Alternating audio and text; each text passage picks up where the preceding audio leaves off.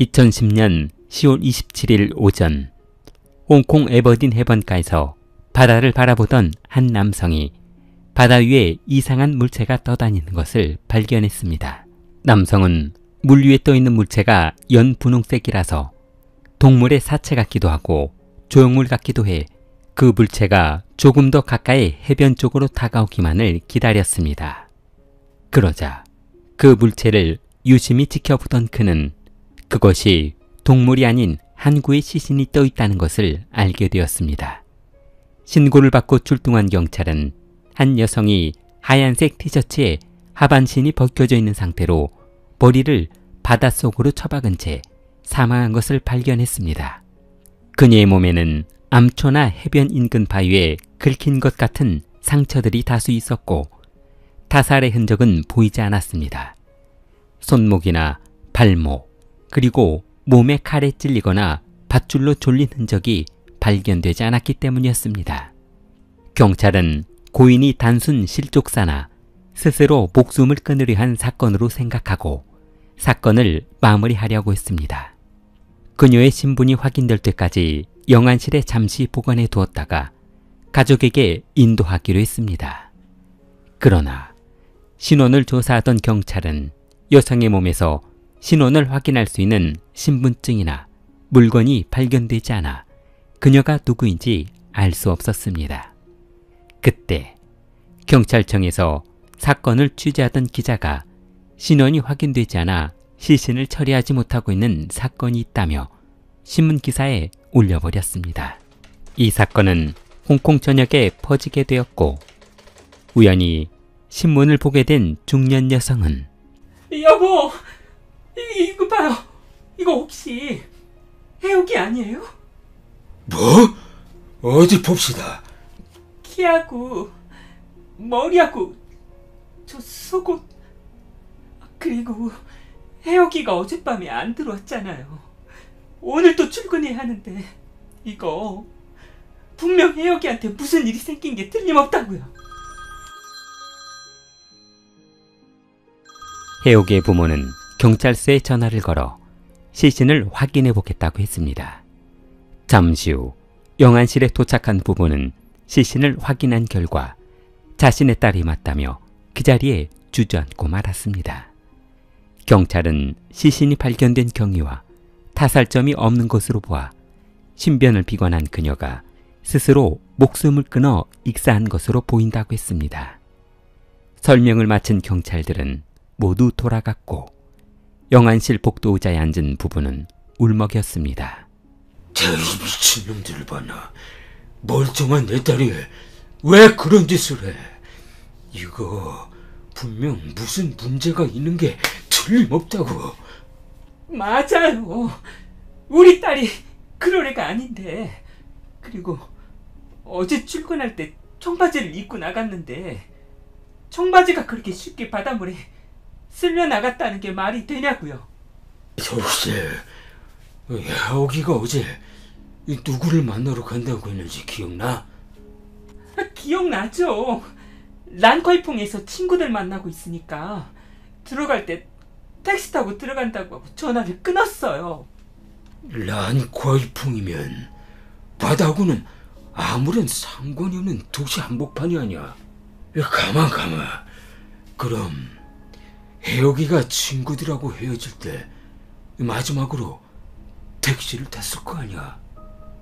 그 시간에 버스가 다닐 리는 없고 거리도 집에서 10km 정도나 되는데 말이야. 그렇죠. 그럼 그 해옥이가 탄 택시기사를 찾아서 그 기사한테 물어보면 되겠네. 그럼 해옥이가 바다로 갔는지 실제로 집으로 오다가 이런 일이 생겼는지 알 수 있을 거 아니야. 여보, 우리 부검해봅시다. 부검을요?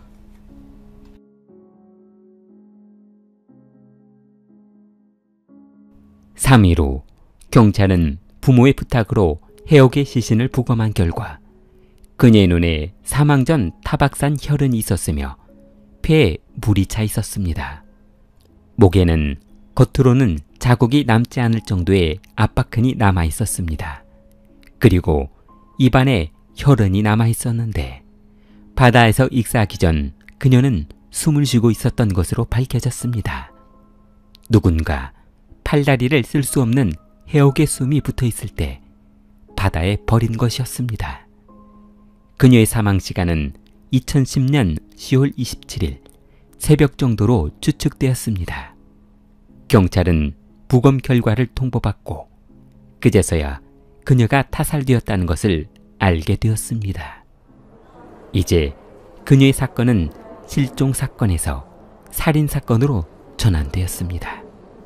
해옥의 부모 말로는 딸이 마지막으로 있었던 곳이 란콰이퐁이었다고 하니까 그곳의 CCTV를 조사해보기로 하지. 그리고 택시 기사들에게 탑승한 승객 중에 해옥을 태웠는지도 한번 알아보고. 네, 알겠습니다. 해옥의 부모는 1997년 중국에서 홍콩으로 이주한 이주민으로 그들은 식당에서 설거지나 용역 일을 하며 생계를 유지해 힘들게 생활하는 평범한 가족이었습니다. 해옥은 부모의 영향을 받아 직업학원을 수료한 후 안 해본 아르바이트가 없을 정도로 억척스럽게 돈을 모았습니다. 경찰은 해옥의 지인들을 찾아가 그녀가 만나고 있는 남자친구가 있는지 대인관계에 문제가 있었는지 알아보기로 했습니다. 저 혹시 제네 씨? 네, 그런데요. 다름이 아니라 해옥 씨에 대해서 좀 물어볼 게 있는데요. 제니는 친구 해옥이 사망했다는 말을 듣자 소름이 돋았습니다. 그리고 그녀에게서 해옥의 충격적인 과거를 듣게 되었습니다. 해옥 씨 부모님 말로는 아주 착하고 진실돼서 친구들이 많았다고 하던데요. 해옥이가요? 누가 그래요? 혹시 해옥 씨가 무슨 문제라도 있었나요? 걔 완전 난잡하네요. 이 남자 저 남자 아주 이쪽 바닥에서는 유명한 애죠. 이놈 좀 만났다가 빼먹을 거 다 빼먹고 더 나올 게 없다 생각되면 버리고요. 그리고 다른 놈한테 붙어서 빨아먹고. 아, 해옥 씨가 그런 면이 있었나요?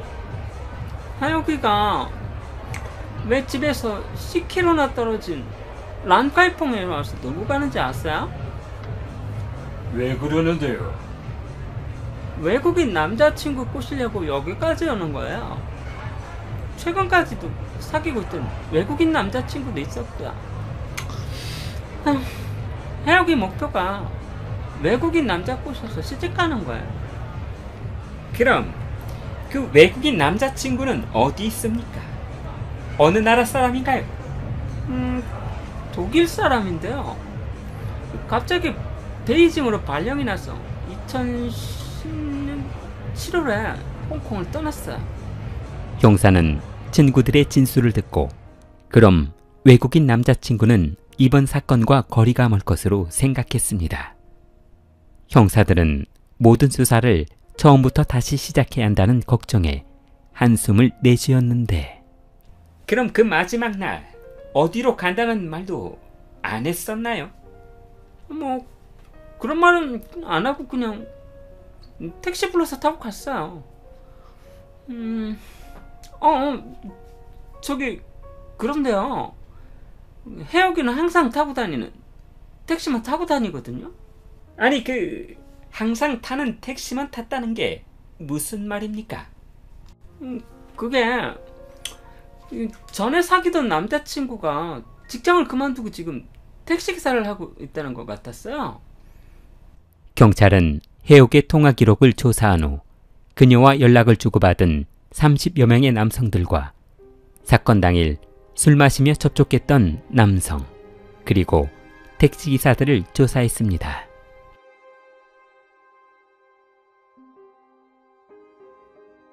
경찰은 해옥의 전 남자친구 아휘를 소환해 조사했습니다. 그러나 그는 해옥과 연락을 자주 하지도 않았고 해옥이 가끔 택시를 탈 때나 한 번씩 연락해 손님으로 태운 적은 있어도 별도로 만난 적은 없다고 했습니다. 경찰은 전 남자친구 아휘의 알리바이가 성립되어 그를 사건에서 배제하기로 했습니다. 수십 명의 남성을 조사하던 경찰은 원주총이라는 택시기사를 소환했습니다. 지종씨, 이 통화 기록을 보니까 혜옥씨하고 마지막으로 통화를 했던데요. 혜옥씨를 어디다 내려줬나요? 그게 말이죠. 란콰이 풍에서 출발해서 집에다 내려줬죠. 혜옥씨 집 근처 CCTV에는 당신 택시가 찍혀있는 영상이 없던데요. 그리고 두 사람은 한두 번 만난 사이가 아니라 그녀가 매번 이동할 때마다 당신 택시를 타고 이동했던데 무슨 사연이라도 있는 겁니까? 저는 잘 몰라요. 저는 그냥 운전만 했다고요. 경찰은 원씨가 10월 26일 오후 8시 그리고 27일 오전 혜옥에게 보낸 문자 메시지를 보여주었습니다.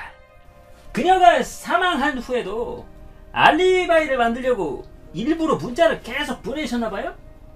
그리고 전직 해양경찰관이셨던데? 무슨 말씀이세요? 경찰은 테이블에 영상을 보여주며 2010년 10월 27일 새벽 5시에 당신이 지나간 장소를 추적해봤더니 해변가에서 차를 세우고 옆좌석에서 무언가를 내리더라고요. 그건... 당신의 차량이 범행과 연관되어 있다는 증거를 확보했습니다. 차량을 압수수색하겠습니다. 경찰은 지총이 경찰로 근무하던 시절 범인을 검거하는 과정에서 여성들을 성폭행하고 나체 사진을 찍어 보관하면서 그들에게 협박을 해 돈을 뜯어내다 검거되어 징역 10개월을 살고 경찰에서 퇴출된 기록을 보고 말문이 막혔습니다. 수색이 시작되자 지총의 택시 트렁크에서 혜옥의 유전자가 검출되었고 그녀가 입고 있었던 티셔츠에 섬유 성분이 발견되었습니다. 경찰의 추조가 계속되자 심적 변화를 일으킨 지총은 지난 과거를 회상하며 모든 것을 털어놓았습니다.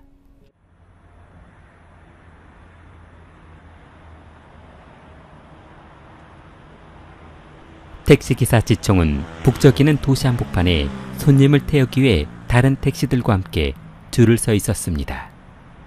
그때 짧은 미니스커트를 입은 젊은 아가씨가 탑승했는데 어서오세요. 어디로 모실까요? 홍롱스즈르커요. 택시가 출발하자 지총은 혜옥에게 말을 걸어봤습니다. 그러자 지총의 우려와는 달리 그녀는 지총의 물음에 적극적으로 대답을 해주었고 그럼 이쪽으로 술 마시러 자주 오시나 봐요. 네, 거의 매일 와요. 그럼 택시 필요하시면 저한테 콜 치세요. 제가 바로바로 모셔다 드릴게요. 아, 그래요? 그럼 혹시 자주 타면 할인도 해주시나요? 그럼요. 그럼요. 당연히 해드려야죠. 지총은 혜옥이 외국인 남자친구가 있다는 것을 알고 있었지만 혹시나 하는 마음에 그녀의 마음을 떠보기로 했습니다. 2010년 7월 4일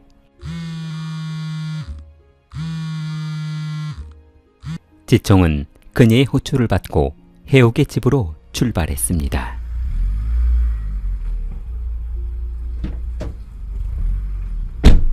어디로 모실까요? 란콰이퐁 사거리. 택시가 출발했으나 지총은 메타기를 울리지 않고 출발했습니다. 메타기 안 올려? 네, 단골 손님인데 일주일에 서너 번은 무료로 한 번씩 태워드려야 합죠. 아, 뭐야. 그럼 공짜로 태워준다고? 그렇다니까. 순간 해옥은 고개를 돌려 지총에게 너 그럼 혹시 돈도 빌려줄 수 있어? 돈? 얼마나? 한 200만 원 정도? 남자친구하고 북경에 살림 차리기로 했는데 가전제품 살 돈이 모자라지 뭐야? 지총은 해옥이 남자친구라는 말에 기분이 상한 듯 잠시 버뭇거리며 그래, 뭐 빌려주지 뭐. 지총은 해옥에게 사귀어보자는 말도 꺼내보지 못하고 이별하게 되어 그녀를 영영 볼 수 없다는 불안감만 커져갔습니다. 그런데 돈은 언제 갚을 거야? 아, 그게 말이지. 요즘 돈 들어갈 때가 너무 많아서 일단 필요하면 이자라도 나달이 줄게. 어때? 괜찮지? 그래. 그런데 지총은 망설이며 쉽사리 말을 꺼내지 못했는데 이자 대신에 일주일에 한두 번씩만 나하고 관계해주면 안 될까? 뭐? 아니, 돈 빌려주고 그런 식으로 이자를 받겠다고? 해옥은 이동하는 택시 속에서 한참 동안 요즘 복잡한 돈 관계를 생각하더니 알았어. 대신 이건 우리 둘만의 비밀이다. 다음날 지총은 해옥의 통장에 돈을 입금했고 지총은 곧바로 그녀에게 전화했습니다. 지금 입금했어. 우리 지금 만날 수 있을까? 그날 이후 두 사람은 타이왕회의 장례식장 인근에 차를 세워두고 일주일에 서너 번 관계를 하기 위해 만났습니다. 두 사람의 관계는 불타올랐고 해옥의 요구는 이것으로 끝나지 않았습니다. 지금 출발할 테니까 집 앞으로 나와. 나 지금 미칠 것 같아. 알았어. 그런데 이번부터는 추가로 돈을 좀 더 빌려줘야겠어. 아니, 돈을 빌려간 지가 얼마나 됐다고 또 돈을 빌려달라는 거야. 알았어. 그건 알았으니까 일단 내려와봐. 지총은 해옥을 만날 때마다 50만 원에서 수십만 원을 추가로 빌려주며 관계를 유지하고 있었습니다.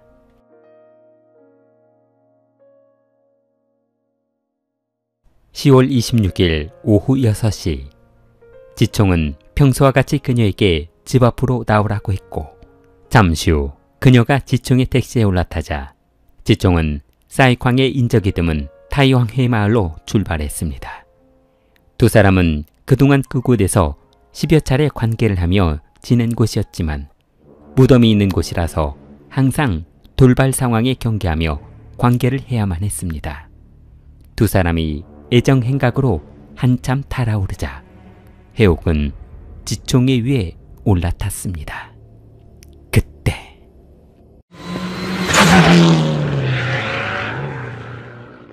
승용차 한 대가 질주를 하고 지나갔습니다. 해옥이 깜짝 놀라며 어머나! 그렇지 않아도 무덤 근처라 무서워서 긴장하고 관계하려던 차였는데 승용차가 굉음을 내고 달리자 그녀는 지총과 관계하고 싶은 마음이 사라져버렸습니다. 뭐야? 나 무서워서 더 이상은 못하겠어. 오늘은 그만 가자. 뭐라고? 그냥 가자니. 무슨 말도 안 되는 소리를 하고 있어. 끝은 봐야 할 거 아니야. 바지를 벗은 채 조수석에 앉은 해옥은 그동안 말하려고 했는데 시간이 없어서 못했어. 나 11월에 독일 들어가. 갑자기 독일이라니. 북경에 출장 가 있는 독일인 남자친구가 11월에 독일로 들어갔대. 그래서 말인데 이번이 마지막으로 200만 원만 더 빌려주면 안 될까? 남자친구는 내가 은행에 빚진 거 모른단 말이야. 야, 지금 장난하는 거야? 그동안 빌려간 돈이 얼만데 돈을 또 빌려달라고 하는 거야. 닥치고 떠나기 전에 빌려간 돈이나 내놔. 해옥은 갑자기 돈을 돌려달라는 지총의 말에 화를 내며 손바닥으로 그를 밀쳤습니다. 지총은 고통스러워하며 얼굴을 감쌌습니다.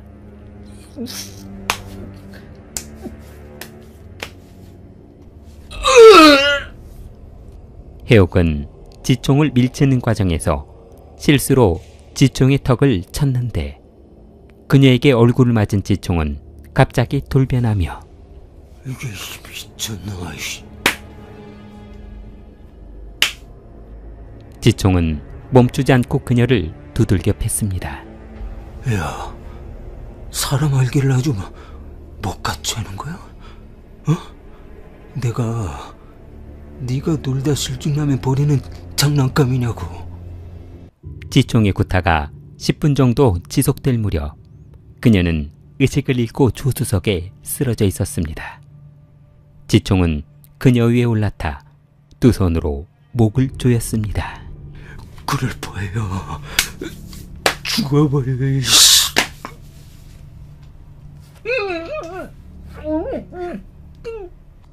지총은 해옥이 더 이상 숨을 쉬지 않자 차 속에 벗어둔 청바지와 그녀의 소지품을 챙겨 트렁크에 집어던졌습니다. 그리고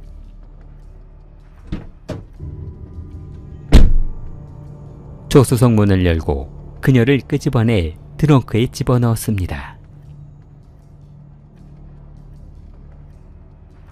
잠시 후 해변으로 차를 몰고 간 지총은 그녀를 바다에 집어던져버렸고 그녀의 소지품도 모두 바다에 버려버렸습니다.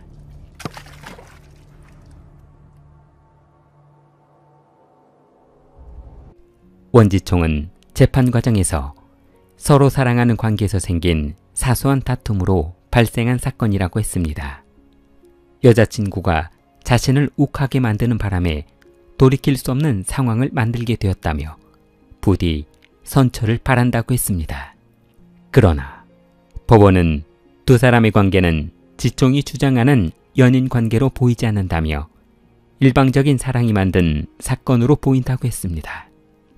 법원은 원지총에게 무기징역을 선고했습니다. 킬리를 사랑하는 마음을 좋아요와 구독으로 표현해보세요. 킬리였습니다.